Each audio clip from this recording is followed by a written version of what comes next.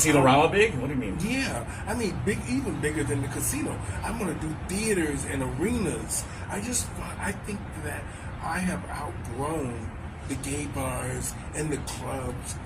And it's not that I won't do it to help, but I'm not interested in doing that. I figured I've already done that. Well, it's now time to do something bigger and better. Forgive me, but it seems that your history will reflect that possibility. You can do something like that, and who knows? I mean, we'll have to concoct something. We'll have to figure out something that's a huge endeavor, and that can easily be done with your history. I think. Yeah. Mm-hmm.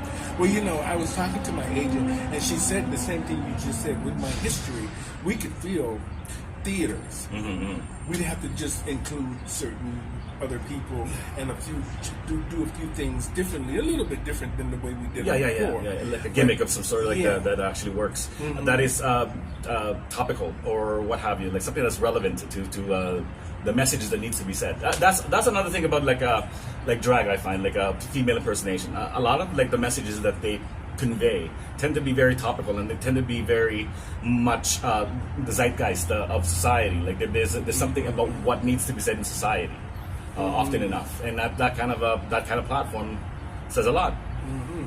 Well, today when I was talking to my agent, she was talking about RuPaul's Drag Race, how it seemed to have declined all of a sudden. Like it's just sort of, nobody talks about it, nobody wants to book the girls now because the price was too high for the performance, booking the performance, and then the locals were fighting against it so much because they weren't getting the work they used to get or getting the fee. It's hard to work in your community. They say one door closes, one other door opens. Mm-hmm. So that to me sounds like you got like a corner market that needs to be fed somehow. Mm-hmm. And so there you go. Well, this is the perfect opportunity. This is the perfect opportunity. Absolutely, to get to do a lot of things. Absolutely, a lot. So, RuPaul helped create that window of opportunity, but also she flooded the market. Yeah. With too many.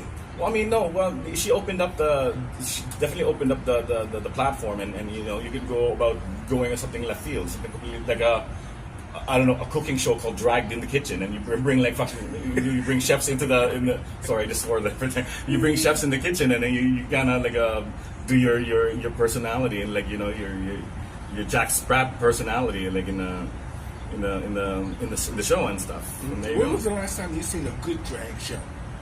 My God. Oh my God. It was in Montreal. That was about 5 years ago. It was a dirty drag. It was one of those ones where like the drag queen had a beard, and she was singing. Well, how do you feel about drag queens with beards? Well, I mean, it is a show, and it's got a it's got like a dirty martini. Just because it's dirty doesn't mean you can't taste it. Like it's not good tasting, right? Do you think it's art? Of course it is. Anything that evokes any emotions of any sort from anybody, like concocted by anybody, is art, and especially if they want to come and see some more. Yeah, absolutely, I'd love to see him again. Yeah, what was the show?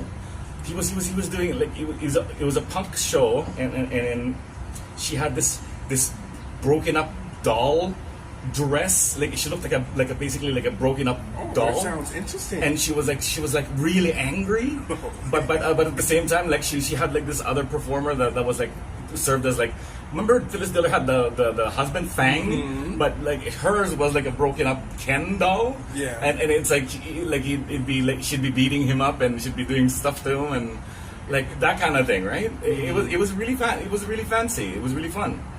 So now, what do you think about the new laws? I mean, they're not really affecting us as much, but it's kind of affecting us in a sense. The new Florida laws with them.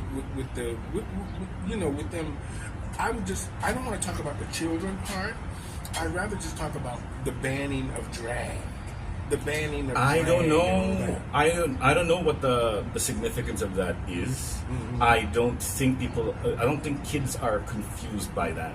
That's one thing I don't agree with, because kids are so unfiltered. Like they're so unfiltered, and they know what intention is versus confusion. Like, you know, they're not confused by certain things, or and if they are, they'd ask questions, and you know, anybody who's responsible would have the answer. Like no drag performer coming in to do that kind of show would be coming into it without any preparation whatsoever for any questions from the kids. Like, I mean, like, kids, you gotta answer their questions. You cannot shut them down. You have to answer every single question that they have. And I find that the community, having gone through a lot of emotional duress, have emotional intelligence that is responsive enough for that particular kind of situation. And I don't know. I think it's just people like being bored. They just want to do something. They're just looking for something to fight for, and that's. Maybe they are confused by the whole thing, and they're just projecting. You know what I mean? Kids, I mean, they see shows involving like what a SpongeBob SquarePants, or like, you know, all these things that can't be explained, and they're like, you know, radically like, what the hell, like the anvils falling over. You know what I mean? There's certain things about them that like that dispel like reality, and yet they say that they're confused. You know, well, I heard this conversation with two men the other day, and I was just sitting there at Tim Hortons, and I was listening to them talking about that the community and the teachers are grooming the kids. And I'm thinking, we're not grooming anybody. Well, I mean, you know what they haven't done though? They haven't asked the kids questions. Maybe they should ask them first to see if they're confused. Otherwise, I don't know. They're making up like an agenda that doesn't really exist for the sake of like. A lot of female impersonators are very caring towards kids, like especially kids. Like the queer community loves kids. We're not, you know, we're not that kind of like, you know, we're not predatory about kids because we love kids. Like they need to learn a lot about what we've gone through, like what we can impart upon them. There's a lot of there's a lot of history, there's a lot of experience that we have that is not from the beaten path, and it's a lot of those questions they may have themselves without like us having to push our agenda to. We don't have an agenda. We just want to exist. Like, you know what I mean? So yeah, in regard answering your question, yeah, I think it's just people who are bored, looking for ways to express their own confusions and projecting on kids of all people, and they're the ones actually who become like the casualties in this particular war, to be honest with you, which is kind of sad, really, because they should learn a lot of like everything. Like they shouldn't be sheltered from a lot of things that shouldn't confuse them in the first place. They'll find the answers themselves. They'll find answers themselves. They always do. They're not that stupid. Kids are smart. Well, you know, next week is Pride. Yeah. What are you looking forward to the most? There's an energy to Pride that I love, and it seems a little broad, and it seems kind of shaky and like an it's a little quiet abstract this year. We would usually be already revved up. Oh, I'm not. I don't care about that, because I mean I know the meaning of pride. Coming into that, I'm proud of what we've done as a community, and I'm proud of what people have died for what this parade represents. This parade represents a lot of dead people. This parade represents a lot of fucking a lot of struggles. Absolutely, and people who are enjoying the merits of partydom, like may overlook that part of the whole thing. I don't. Coming into that, I'm proud of where we are, and I'm proud of being who I am and I'm allowed to be.